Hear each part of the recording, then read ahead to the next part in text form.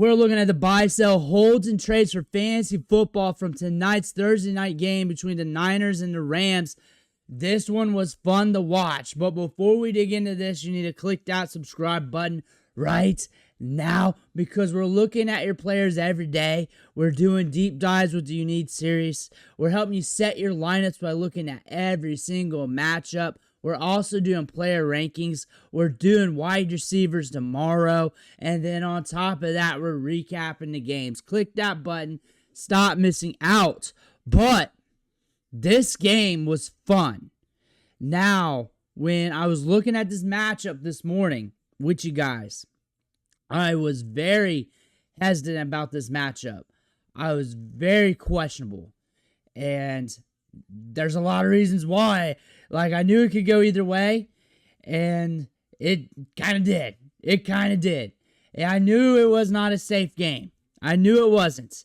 I did not know really why. I did not have a reason why. I just knew it could break all kinds of weirdness. I knew this game was going to be weird. And Mac Jones cooked. He cooked. Kudos to him. Mac Jones cooked. Even in pain. Up and down the field, he cooked. 2 touchdowns, 342 yards.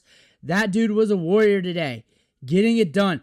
Kendrick Bourne got it done today on 11 targets. Mac Jones doesn't care, and he got it for you. When you look at the wide receivers this week, because I have the wide receivers ranked for tomorrow's video, it's rough. It's rough. So if you started Bourne, you're going to be looking good. You're going to be looking good for your lineup if you started Bourne, because the wide receivers were rougher than what I expected here for this week when ranking them, because you got some good wide receivers in bad matchups, some wide receivers on bye. Yeah, Kendrick Bourne cashed for you good. Christian McCaffrey, he's a wide receiver 1, an RB2, 57 yards on the ground, 9 targets, 8 balls caught, a touchdown, 82 yards. Tonges got you a touchdown there. He's a guy that you're just putting in lineups to see if he can score a touchdown, really. So he did it this week, but you probably got somebody else anyways. Demarcus Robinson, revenge game, 7 targets, 3 balls caught, 39 yards. That's what you saw there. You saw Brian Robinson get a few touches. Mac Jones, 5 yards on the ground. Sky Moore got a little bit of work there. Got a carry. Not too much there. But then you go over to the Rams side. 389 yards, 3 touchdowns.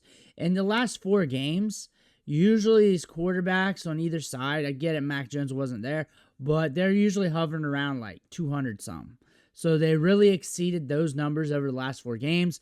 We noted that Christian McCaffrey wasn't there, and they had Adams and Puca then instead of Puca and Cooper.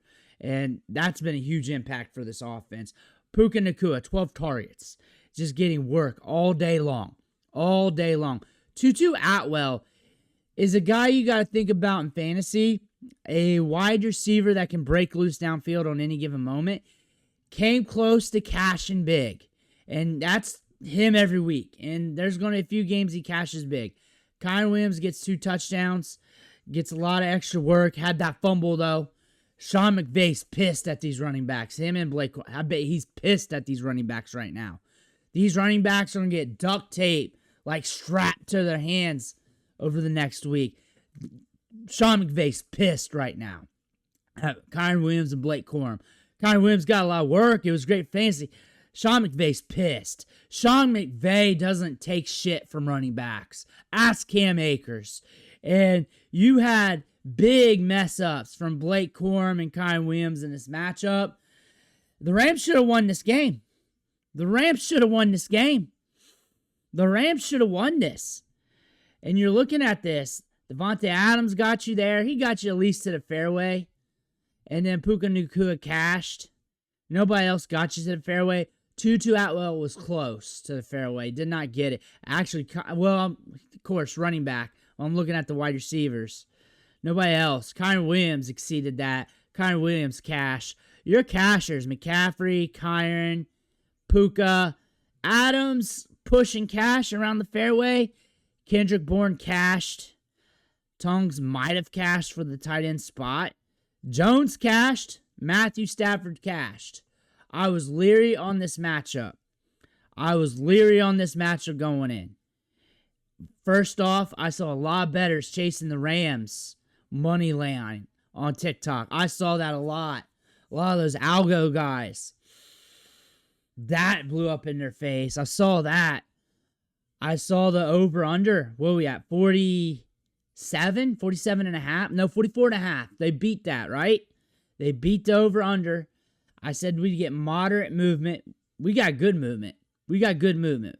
There's no way to register that. There's no calculator for that. I just started making that up, just trying to guess game scripts.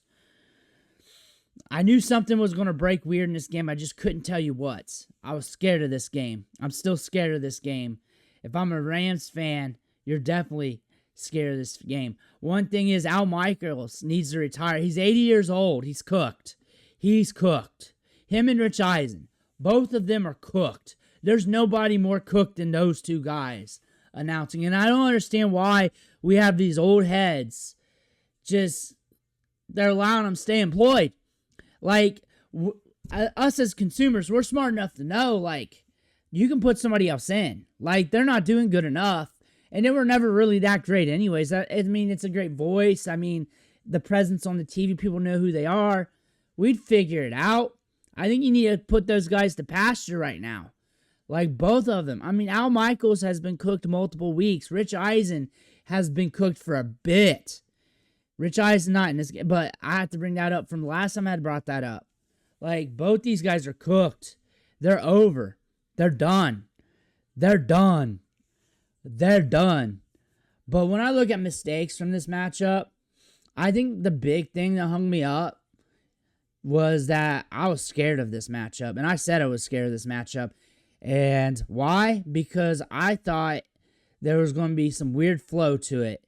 And the spread was pretty heavy for the Rams. I think they had 7.5.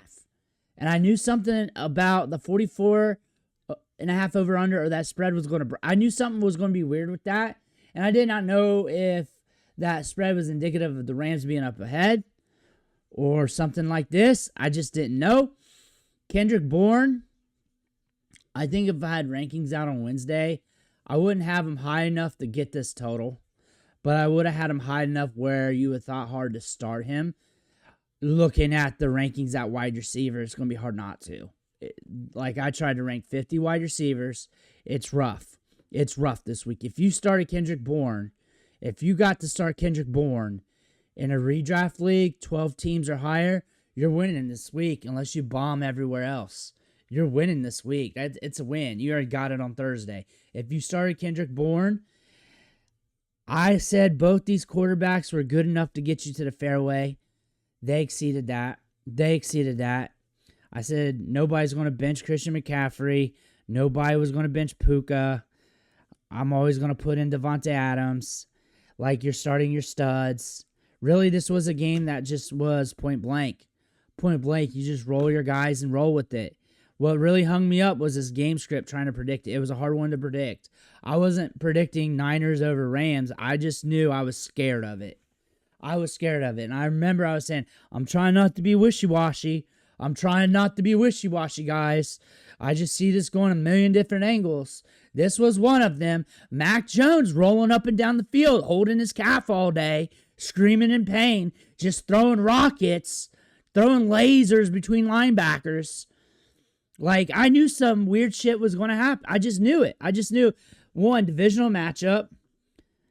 The Rams defense is pretty tight, and the Niners can get in some scraps. They went into a scrap with Arizona where it was low scoring, but both these teams have offensive weapons. Like, it could go either way. That's what went through my head. I believe I said it to some Discord in the video, but not to that extent. Like, they both had weapons, and they both had capabilities of having a scrap. And you kind of got a little bit of both. That's why you got a 26-23. It took the overtime to get there. It would have been, well, it was 23-20. It was almost 23-20 to finish it off. And it was tight. Yeah, this one was fun, though. Let me know what you think, though, in the comments below. I want to hear about that. Make sure to hit that subscribe button on the way out. One thing for watching. Catch you on the next video.